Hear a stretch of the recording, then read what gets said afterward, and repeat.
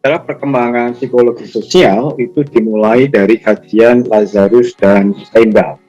Mereka berdua meneliti tentang bahasa dan tradisi dan institusi masyarakat yang bertujuan untuk mengetahui perbedaan jiwa masyarakat dan jiwa individual. Kemudian ada tokoh besar juga yang bernama William Wundt yang mengusulkan dua cabang psikologi, yaitu cabang psikologi fisiologis dan cabang psikologi kerakyatan. Nah, setelah itu perkembangan psikologi sosial cukup pesat, ya, ditandai dengan tidak kurang sekitar 200-an artikel penelitian mengenai psikologi sosial itu dipublikasikan. Nah, sementara itu di belahan dunia yang lain, di Amerika yang dikenal dengan aliran psikologi behaviorisme, perkembangan aliran psikologi sosial juga cukup pesat, ditandai dengan kemunculan seorang ilmuwan besar yang bernama Norman Triplett, seorang psikolog dari Indiana University yang membuat sebuah penelitian mengenai perbedaan kinerja antara individu dan adanya kehadiran orang lain. Nah, Norman Triplett membuat sebuah eksperimen, ya, dengan mengkaji seorang pembalap sepeda yang mampu melaju pesat ketika ia berpadu dengan orang lain untuk berkompetisi. Nah, ini menunjukkan bahwa kehadiran orang lain itu akan memotivasi. Selanjutnya yang membidani kelahiran psikologi sosial yaitu William McDougall dan Edward Ross. Nah, mereka berdua secara terpisah menerbitkan buku pada tahun 1908. Di dalam bukunya, William McDougall mengatakan bahwa perilaku individu itu ditentukan oleh insting dasar yang menyertainya. Sementara Edward Ross itu secara spesifik menerangkan perilaku seseorang itu mengikuti tata aturan di dalam masyarakat yang harus ditaati. Beberapa tahun kemudian, Lloyd Henry Alport pada tahun 1924 menemukan bahwa perilaku sosial manusia itu sangat kompleks dan tidak hanya ditentukan oleh instinktif dan struktur sosial saja. Nah, pada perkembangan selanjutnya, psikologi sosial itu tidak lepas dari pengaruh politik dan sosial yang berkembang pada dunia. Misalnya pada masa Perang Dunia Pertama dan Perang Dunia Kedua, psikologi mengarahkan fokusnya pada isu-isu yang berkaitan dengan kekuasaan dan otoritarianisme. Namun, setelah Perang Dunia selesai, psikologi sosial mulai beralih pada topik-topik yang sifatnya itu individual. Nah, pada periode inilah psikologi sosial mengembangkan kajian-kajian yang mempelajari tentang proses interaksi sosial. Misalnya pada tahun 1970-an sampai dengan 1980-an, psikologi sosial mendapatkan kemajuan yang luar biasa dengan berbagai penelitian mengenai atribusi, sikap, perbedaan gender, diskriminasi seksual, psikologi lingkungan, psikologi massa, dan sebagainya. Nah, pada periode ini pula, psikologi sosial yang sifatnya itu terapan mulai bermunculan. Misalnya, ada psikologi mengenai kesehatan, psikologi kepolisian, dan juga psikologi lingkungan.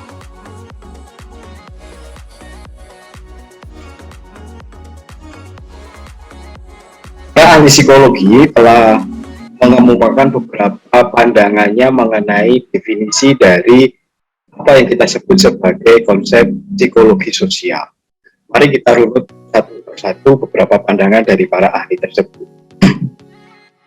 Menurut Alport, psikologi sosial itu ditempatkan sebagai ilmu pengetahuan yang berusaha untuk memahami dan menjelaskan bagaimana pikiran, perasaan, dan tingkah laku seseorang yang dipengaruhi oleh kehadiran orang lain. Berbeda dengan pandangan dari Ausiers yang mengatakan bahwa psikologi sosial itu merupakan sebuah disiplin ilmu yang berusaha secara sistematis untuk memahami perilaku sosial tentang bagaimana cara kita mengamati orang lain dan situasi sosial. Bagaimana orang lain itu bereaksi terhadap kita dan bagaimana kita dipengaruhi oleh situasi sosial. Pendapat yang lain mengatakan dari Baron dan Burney, psikologi sosial itu adalah bidang ilmu ilmiah yang mencari pengertian tentang hakikat dan sebab-sebab dari perilaku dan pikiran-pikiran individu dalam situasi sosial.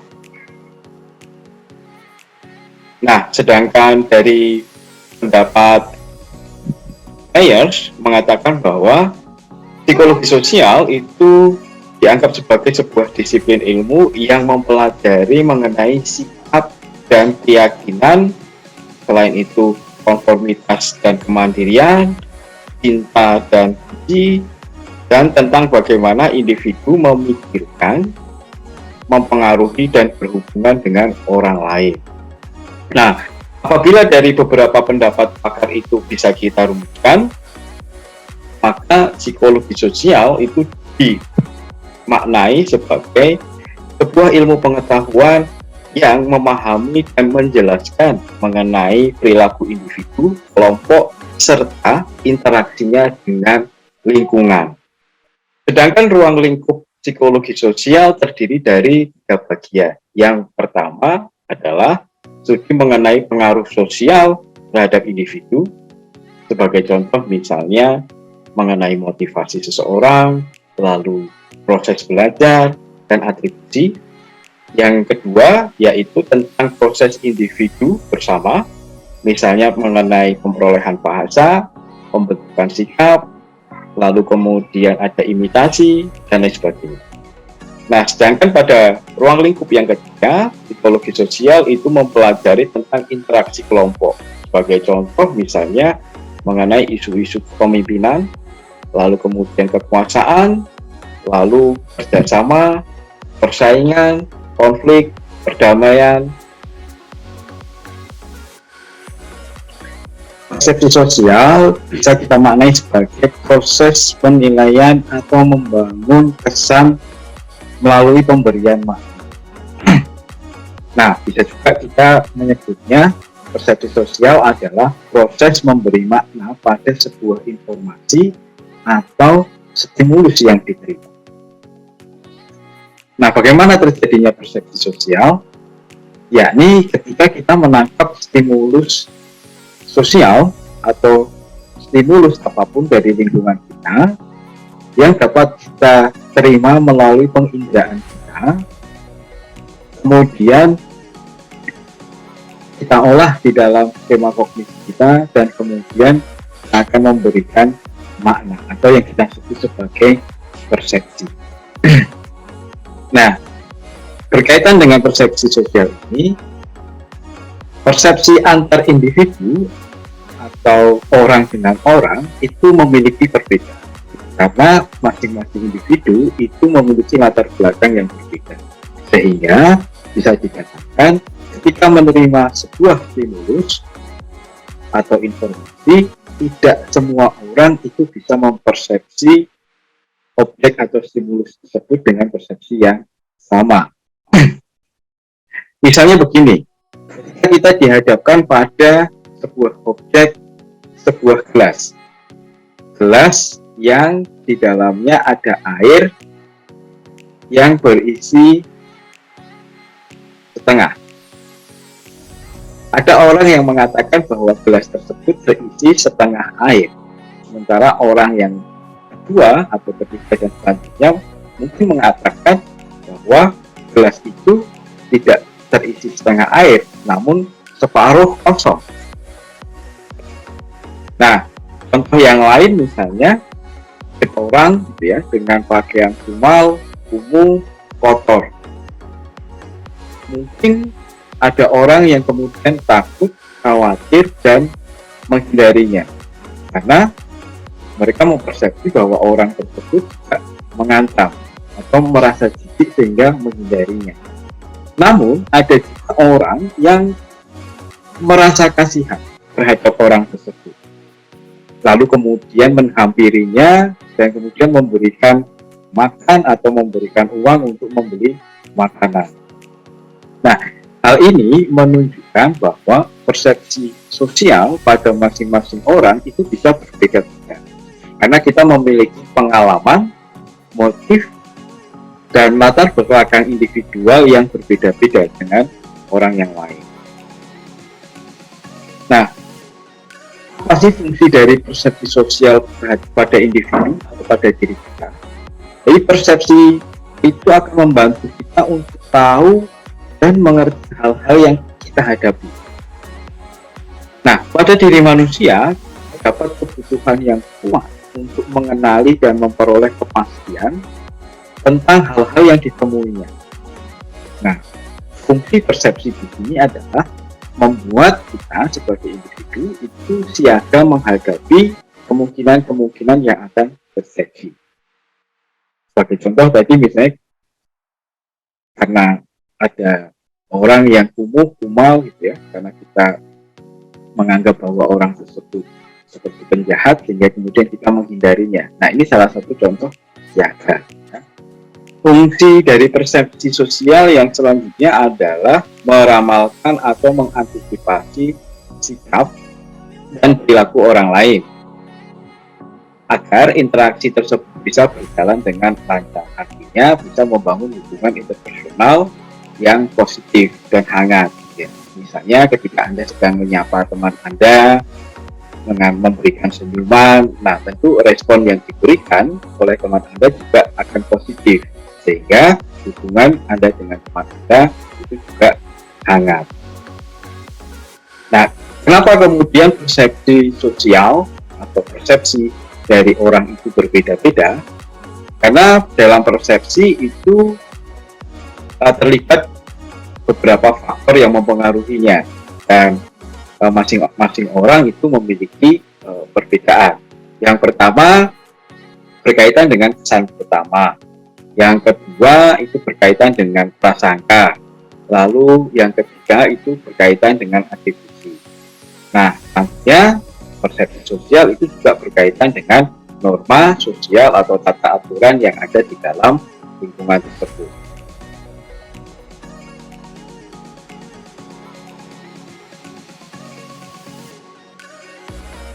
Psikologi sosial kita memiliki kajian utama mengenai sikap. Apa yang kita sebut sebagai sikap? Sikap adalah evaluasi atau respon kita terhadap stimulus. Sikap dimaknai sebagai sebuah kesiapan pada diri kita untuk bertindak atau bereaksi dengan cara-cara tertentu. Nah, melalui sikap kita memahami proses kesadaran yang menentukan tindakan nyata dan tindakan yang mungkin dilakukan seseorang dalam kehidupan sosialnya. Seorang ahli mengatakan bahwa sikap adalah predisposisi untuk melakukan atau tidak melakukan sebuah perilaku tertentu. Sehingga sikap kan hanya kondisi internal saja dari kondisi psikologis, akan tetapi sikap lebih merupakan proses kesadaran yang sifatnya individual. Nah, sebagai contoh misalnya sikap kita untuk menolak pemakaian narkotika atau konsumsi narkotika, say no to drugs. Ketika kita bersikap untuk menolak konsumsi narkotika, maka perilaku kita juga akan mengikuti. Nah, contoh yang lain misalnya Anda bersikap untuk menolak prokrastinasi, bermalas-malasan dalam mengerjakan tugas kuliah Anda, maka besar kemungkinan perilaku Anda yang muncul adalah rajin mengerjakan tugas kuliah meskipun kondisi saat ini sedang dilakukan pembelajaran online. Kenapa penting kita memiliki sikap? Karena sikap itu berfungsi sebagai penyesuaian diri. Artinya apa? Fungsi penyesuaian diri ini berarti bahwa seseorang cenderung mengembangkan sikap yang akan membantu untuk mencapai tujuannya secara maksimal.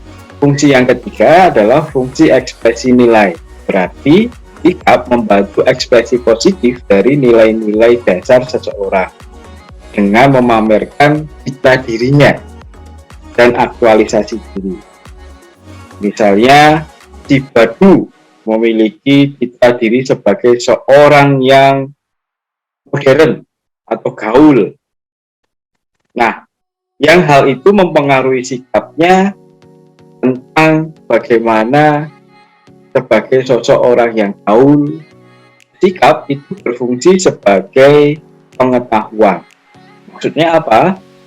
Sikap itu membantu kita menentukan standar evaluasi terhadap sesuatu hal. Nah, standar ini menggambarkan keteraturan, kejelasan, dan stabilitas kita sebagai sosok individu yang matang.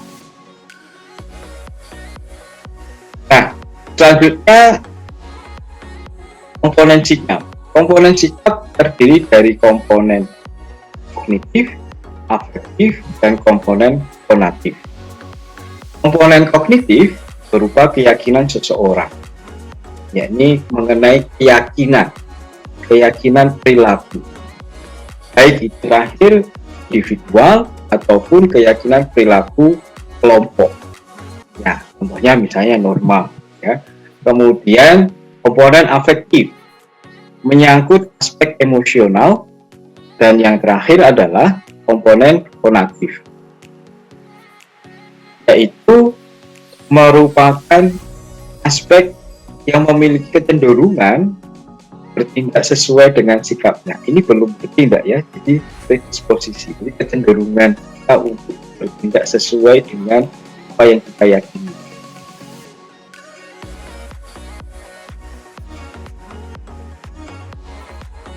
Psikologi sosial juga membahas beberapa isu-isu yang lain, misalnya tentang stereotyping, prasangka, dan perilaku diskriminasi. Apa yang kita sebut sebagai stereotype?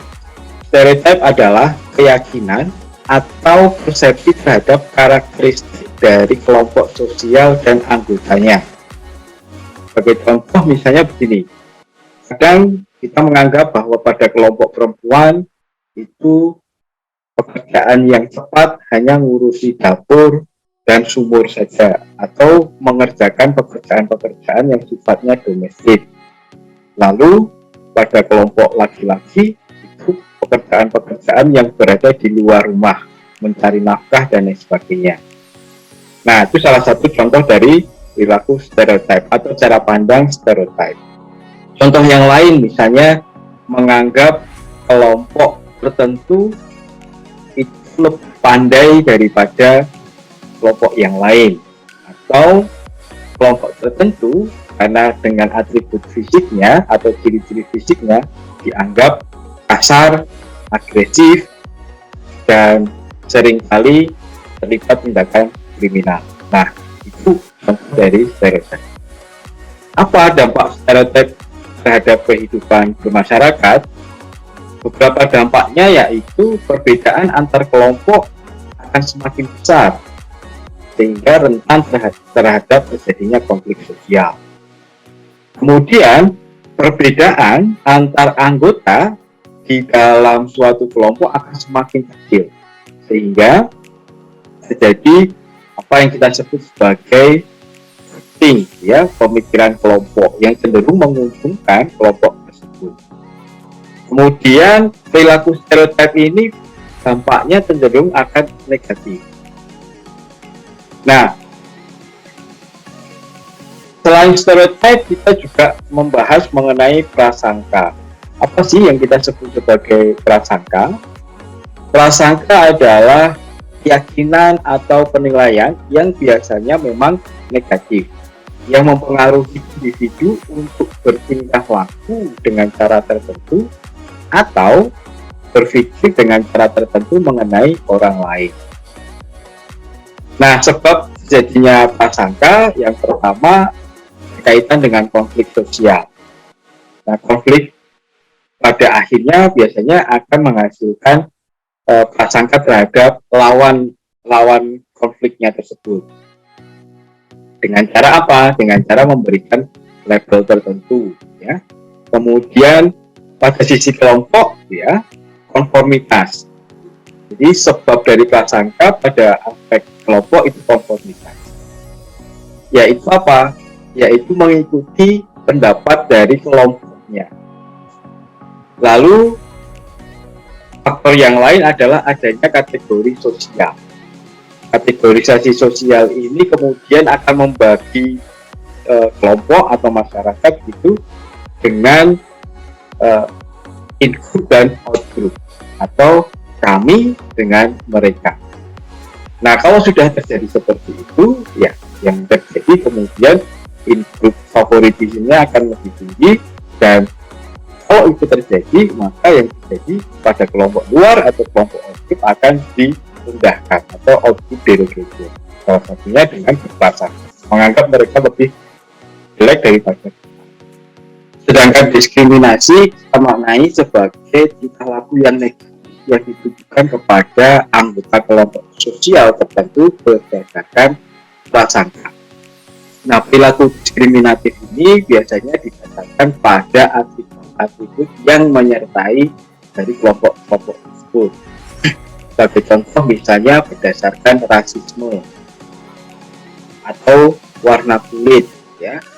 Misalnya pada kelompok tertentu warna kulit hitam itu tidak mendapatkan perlakuan yang semestinya didapatkan sebagai seorang warga negara.